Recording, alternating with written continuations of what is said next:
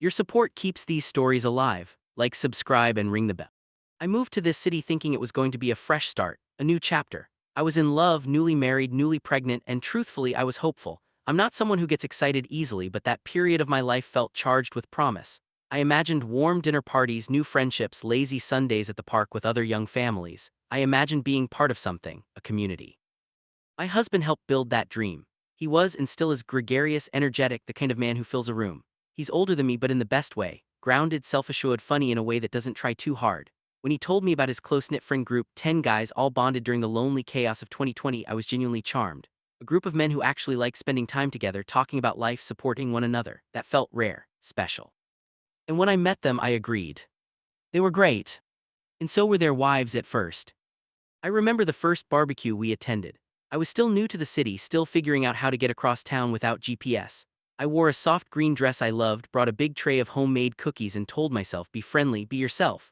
I smiled, made small talk, complimented their kids, asked questions about their work. I didn't try too hard, I didn't get drunk. I listened more than I talked. But something was off. There were smiles, yes, polite nods, a few short conversations about sleep schedules and school zones, but nothing stuck. No one lingered near me, no one said, we should get coffee sometime, or if they did, it was said the way people say, let's keep in touch after a funeral. Still, I brushed it off. They were busy, tired, distracted, moms, professionals just like me. It took a while, a long while, for me to admit to myself what I had suspected early on. They didn't really like me, not hate, just exclusion by omission. I was tolerated, smiled at, but never included. And I wasn't used to that. You don't always know when you're being excluded, not right away. It doesn't come with slammed doors or harsh words. It's quieter than that, softer, and somehow it hurts more because of it. At first I was patient. I kept showing up. Birthday parties, holiday brunches, backyard cookouts with paper plates stacked high and kids running underfoot. I brought wine, I offered to help clean up, I laughed at stories I didn't understand, I made eye contact, I asked about their jobs, their families, their weekends away. But with every gathering, the silence around me grew louder.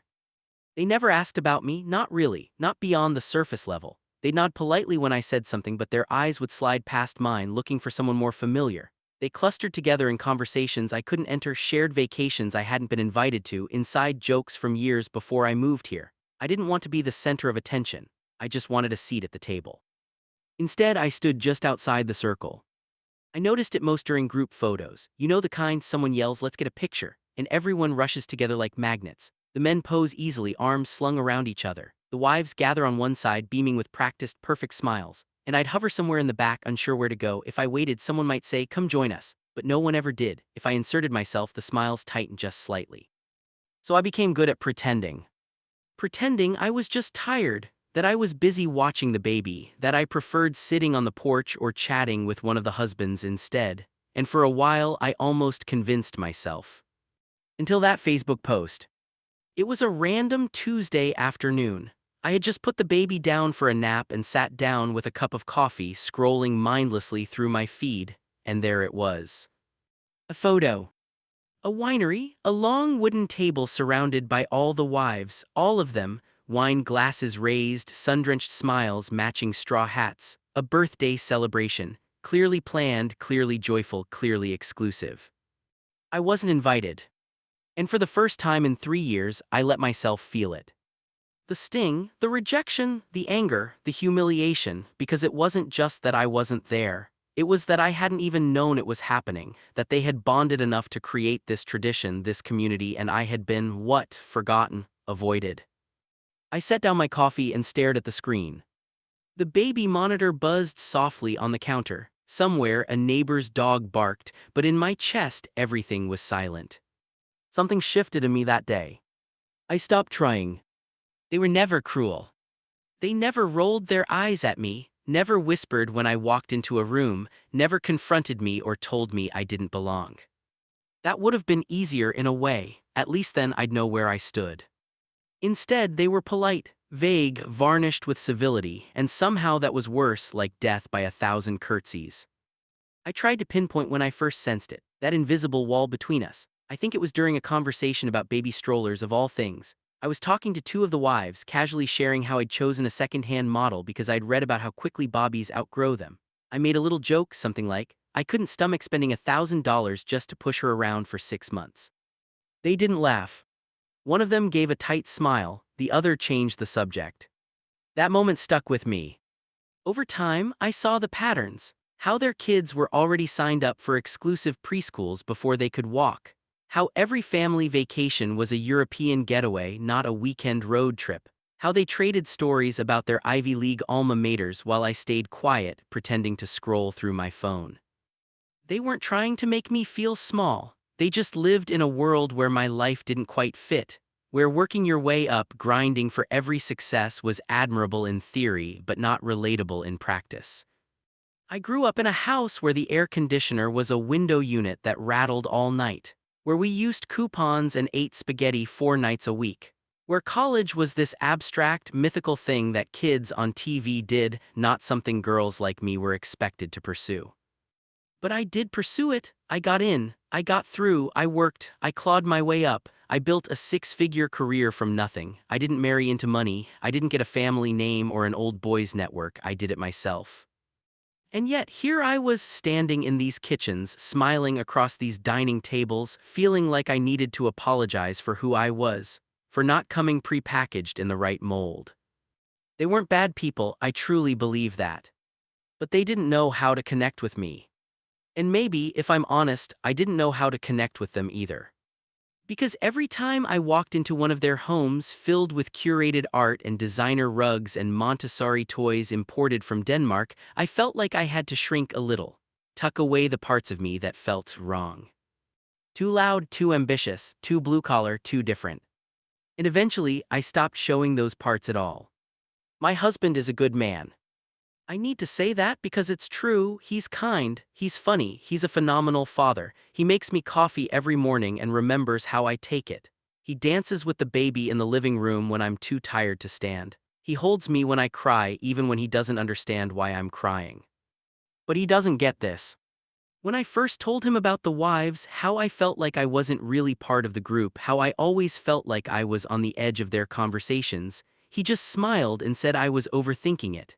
That they were nice, that maybe they were just shy or tired or distracted. They like you, he said, you're imagining things. I wanted to believe him. Because believing him meant it wasn't happening, that it was just my insecurity talking, that if I just gave it more time, eventually I'd blend in. So I kept trying. Until the Facebook photo. When I showed it to him, that perfect, sunlit group of women, all laughing at a winery while I sat at home not even knowing it was happening, he hesitated. Then he said something like, maybe it was a last-minute thing, maybe someone forgot to loop you in. I nodded, but something inside me closed like a door, not because he said the wrong thing but because I realized in that moment he didn't see it, not really. He hadn't felt what I'd felt all these years, the silence, the exclusion, the slow bruising of being tolerated but never welcomed. He saw his friends, not their wives.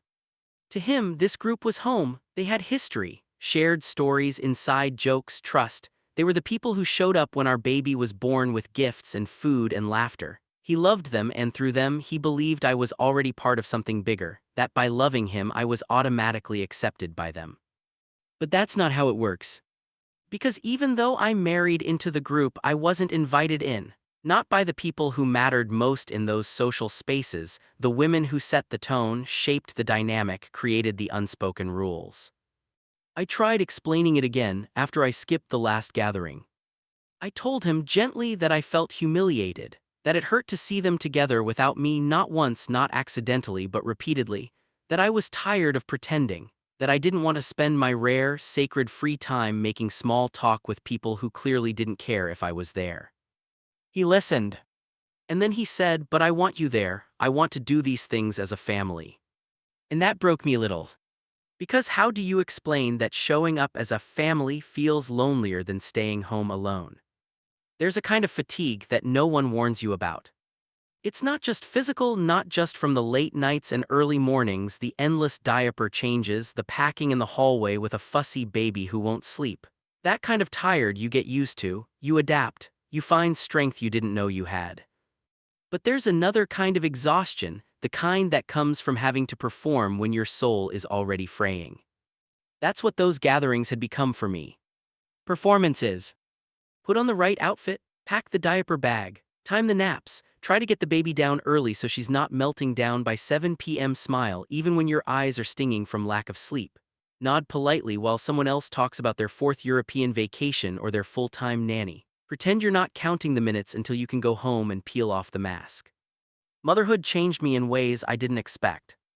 I'm not just tired, I'm vulnerable, more protective of my time, my peace, my identity. I don't have the capacity anymore for relationships that feel hollow. I don't have the patience for rooms where I don't feel wanted. Before the baby, I might have gone just to keep the peace. I might have pushed down the awkwardness, the ache just to make my husband happy. I would have told myself, suck it up, be gracious, don't cause waves. But now I measure everything against the limited energy I have left at the end of a long day. And spending that energy trying to be accepted by women who have made it clear I'm not part of their world. That feels like theft. I remember the last event I skipped, a backyard dinner. My husband begged me to come, said it would mean a lot. I almost said yes. I was halfway dressed when I sat on the edge of the bed, looked at myself in the mirror and realized I couldn't do it. I didn't want to. Not in a petty way, not out of spite, just from a place of deep, necessary self-respect. So I stayed home with the baby. We danced to old Motown records in the living room. I let her nap on my chest. I ate a sandwich for dinner and watched the sunset through the kitchen window, and for the first time in a long time I felt calm. My husband texted from the dinner asking if I'd changed my mind, telling me it wasn't the same without me. And I love him for that. But it's also not enough. Because love isn't about dragging someone into spaces where they don't feel safe. It's about seeing them, protecting them, listening. I wish I could say this was just about a Facebook post. Just about being left out of a winery trip or a few birthday invites. But it's not really. Because when I sat there staring at that photo, what welled up inside me wasn't just hurt, it was familiarity. That slow-burning sting of not being chosen, of being close to the circle but never in it. It wasn't new. It was old, ancient almost. It brought me back to being 13 years old, standing outside the gym with a store-brand backpack and hand-me-down shoes, watching the popular girls link arms and walk past without even seeing me. It brought me back to being the quiet kid with the free lunch, the one who couldn't afford the sleepaway trip or the Abercrombie jeans.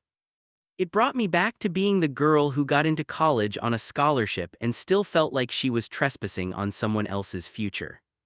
You don't grow out of that feeling, not completely. You just dress it up in adult clothes. You get a mortgage, a career, a husband, a child, and still a part of you waits to be let in.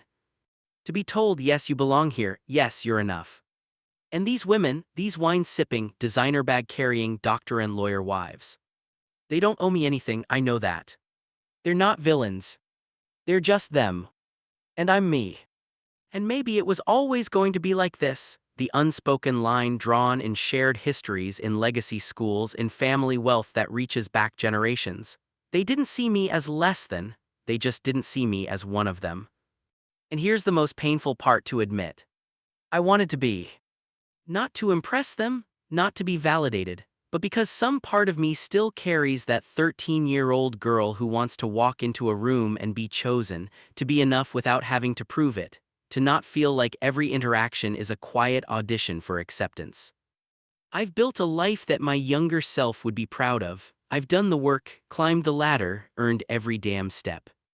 But when you're in a space where no one else had to climb, where they were born on the floor you fought to reach, the distance between you is silent but real. And I'm tired of pretending it's not. We had the conversation one night after the baby was asleep. I was washing bottles at the sink, my hands moving through muscle memory while my thoughts pressed against the back of my throat. He was sitting at the kitchen table, flipping through something on his phone, laughing softly to himself at a group chat he had with the guys. And I just stopped.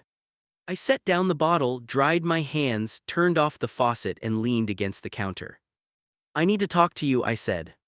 His face changed instantly. Gentle, alert, the way it always does when he hears that tone, not angry, not accusatory, just honest. I don't want to keep pretending I'm okay with how things are, I said.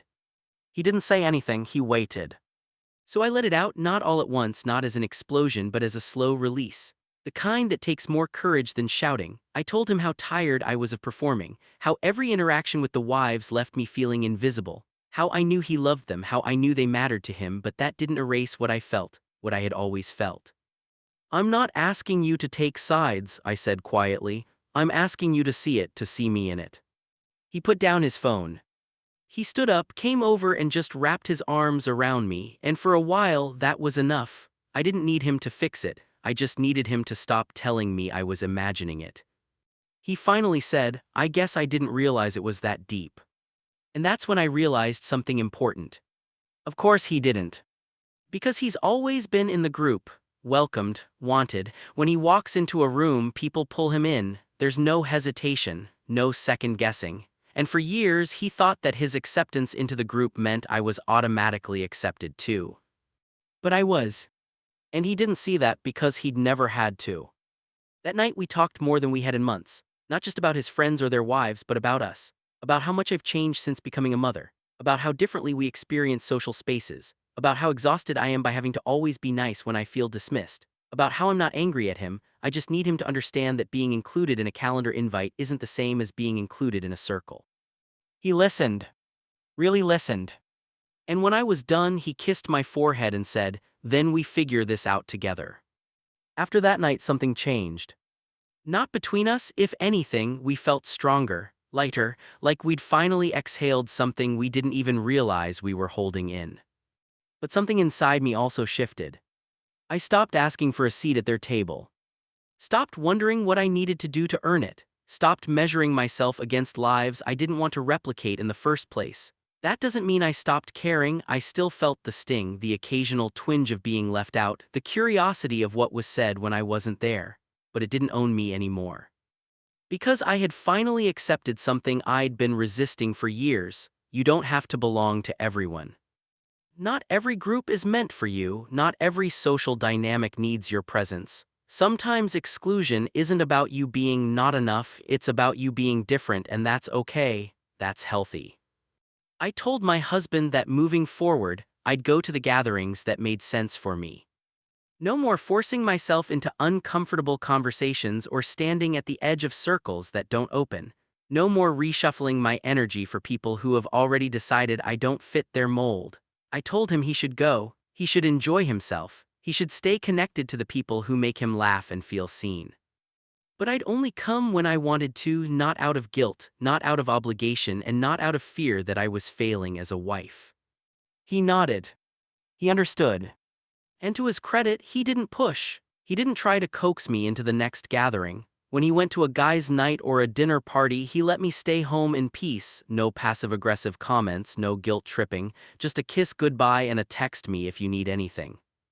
And on those nights, I found myself rediscovering things I had forgotten I loved. Reading in silence, cooking without a timeline, sitting on the couch with the baby asleep on my chest, watching the ceiling fan spin slowly overhead. It sounds small, maybe even boring to some, but to me, it felt like reclaiming space I hadn't realized I'd lost. I started reaching out more to my people. The ones who had flown cross-country for my baby's shower. The ones who texted me just to say, thinking of you. The friends from old jobs, old cities, old chapters of life, women who didn't care where I went to school or how much I made or what stroller brand I used. They didn't care if I was polished, they cared if I was present. And that became my compass. Presence over polish, substance over performance. It was a Tuesday, nothing special. I was at the grocery store, halfway down the cereal aisle with the baby strapped to my chest, when my phone buzzed with a message I hadn't expected. It was from Rachel. She was one of the quieter wives, polite, friendly in that distant way. We, spoken at events, mostly surface stuff, baby milestones, mutual gripes about sleep schedules. We'd never had a real conversation, never met one-on-one, never exchanged more than a handful of words. But her message was simple. Hey, would you want to grab coffee sometime? I've been thinking about you. I stood there blinking at the screen for a moment. The baby kicked lightly against my ribs. I almost didn't respond. A part of me wanted to ignore it to protect myself from what felt like another potential letdown. But I said yes. We met that Friday at a cafe near the park. Neutral ground. No house parties, no group dynamics, no curated Instagram settings, just a tiny table, 2 coffees, and the low hum of mid-morning traffic outside. She was already there when I arrived. We hugged. It was awkward, not cold, not fake, just the kind of hug you give someone you almost know.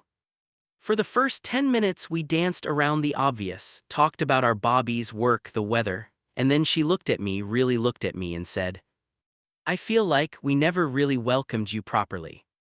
I didn't say anything, my heart thumped once hard. She went on, "I think we all just fell into our routines, our little cliques. Some of us have known each other since grad school, and sometimes I guess that makes us lazy, like socially lazy. I don't think anyone meant to exclude you, but that doesn't mean we didn't." There it was. The thing I had been silently waiting to hear for years, not as an apology but as validation. As acknowledgement that I hadn't imagined it, that it had happened, that I wasn't just insecure or oversensitive or from a different world. I told her the truth. Not to guilt her, not to accuse, but because I owed it to myself to finally speak without minimizing it. I told her how it felt to stand in rooms where I wasn't seen, how I showed up again and again trying to bridge the gap, how I stopped showing up because pretending became too heavy, how I wasn't angry, just tired, and how I was done performing. She didn't flinch, she nodded. She said, "I get that, I really do." We talked for nearly 2 hours. She didn't suddenly become my best friend, the group didn't transform overnight, but something shifted not just between us but in me. Because I had said what needed to be said. And I hadn't apologized for it. Time passed. The winery photo faded from my mind. The sting of exclusion softened into a scar, still there but no longer tender. Things didn't dramatically change.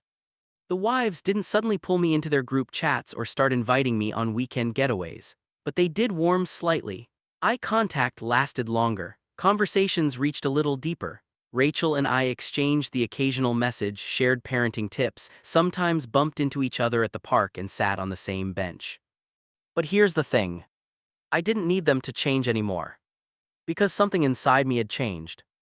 I stopped waiting for the invitation, stopped waiting for approval, stopped trying to wedge myself into a narrative that had never included me in the first place. Instead, I wrote my own. I deepened the friendships that nourished me. I made space for women who asked real questions and listened to real answers. I let myself be known by people who didn't care what my resume said or how many letters came after my name. I invested in solitude too. I reclaimed the quiet corners of my life, the unfiltered, uncurated moments that didn't need to be shared, captioned, or validated, long walks with the baby asleep in the stroller, late-night journaling, early morning coffee before the house woke up. These were the moments where I remembered who I was and why I mattered. And my husband. He learned how to hold both truths. He still loved his friends, still went to the gatherings, but he no longer pressured me. He no longer assumed my presence. He appreciated it when I chose to come and respected it when I chose to stay home. He saw me more clearly now, and in that seeing our marriage grew deeper, more honest. We made our own traditions. 4th of July by ourselves, just the three of us, sparklers in the driveway and hot dogs on the grill. Halloween costumes planned together. Lazy Sundays spent curled on the couch with our daughter between us, sticky-fingered and smiling. The world outside could do what it wanted. Because we had built a home. Not just of walls and furniture, but of mutual respect, empathy, and room for both of us to be our full, messy, unpolished selves. And for me, that was enough. That was everything. I no longer needed a seat at their table, because I finally built a table of my own. And I will teach my daughter to do the same.